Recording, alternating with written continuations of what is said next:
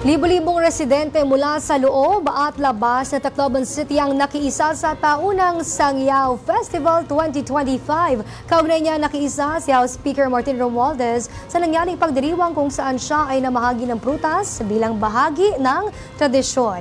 Ang detalye ihahatid sa atin ni Zai Chua live mula sa Tacloban City. Zai! Yes, tama ka dyan, Princess. Dinagsangan ng publiko ang masaya at masaganang pagdiriwang ng Sangyaw Festival dito sa Tacloban. Nagsimula na ngang mag-ingay ang musiko. Hudyat ng simula ng Sangyaw Festival of Lights dito sa kalye ng puso ng Tacloban. Mga nagagandahang aesthetically lighted and designed floats at makukulay na cultural dances sa kalye. Yan lamang ito sa mga tradisyon na nagbibigay liwanag at sigla sa malalim na pananampalataya, mayamang kultura at nagniningning na diwa ng pag-asa at matatag na debosyon para sa Santo Niño de Tacloban, ang naging kaagapay ng mga Taclobanon sa pagbangon. Maupay nga patron Tacloban! Ang Sangyaw Festival ay isang kultural at relihiyosong pagdiriwang na unang ipinakilala ni dating unang ginang Imelda Romualdez Marcos noong dekada 70. Ito ay muling binuhay ni Mayor Alfred Romualdez noong 2008 pagkatapos ihinto noong 1986. Ang ibig sabihin ng Sangyaw ay magpahayag o magbalita. Ipinapakita nito ang mayamang kultura at relihiyon ng Tacloban sa pamamagitan ng street dancing, makukulay na cultural parade at iba pa. Taunan din itong isinasagawa para ipagdiwang ang mahal na patron ng Santo Niño de Tacloban. It actually commemorates the return more than 100 years ago kasi nawala ang Santo Niño namin, ang El Capitan, at hinanap po siya at naibalik po siya sa gitna ng isang cholera epidemic. Dumating siya muli.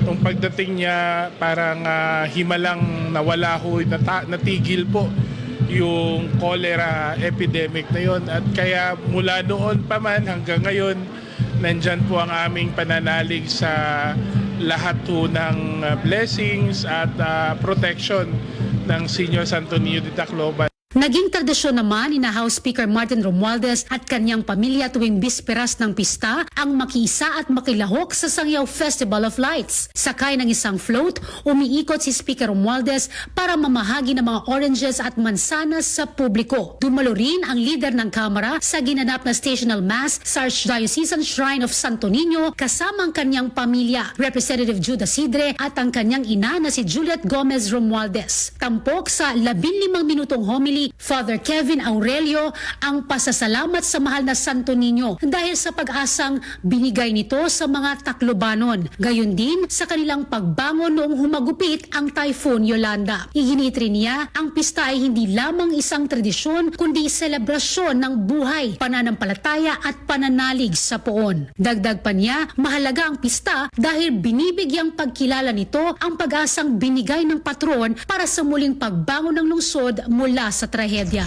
Kada taon may tayo nga itong selebrasyon ng Santo Niño, ang pagbalik ng Santo Niño dito sa Tacloban. At siyempre, pinagdadasal natin ang Santo Niño kasi siya ay nagbibigay lahat ng tulong sa taong bayan dito sa Tacloban at sa lalawigan ng Leyte. Samantala, nag-deploy naman ng dagdag na puwersa ang Philippine National Police para matiyak ang kapayapaan at kaligtasan ng publikong dadalo sa ika-136 na fiesta ng lugar. Sa whole Tacloban City, kinalat natin yung 700 plus personnel at mahigit 200 na mga kaalyado natin na puwersa sa IEP at sa Philippine Coast Guard.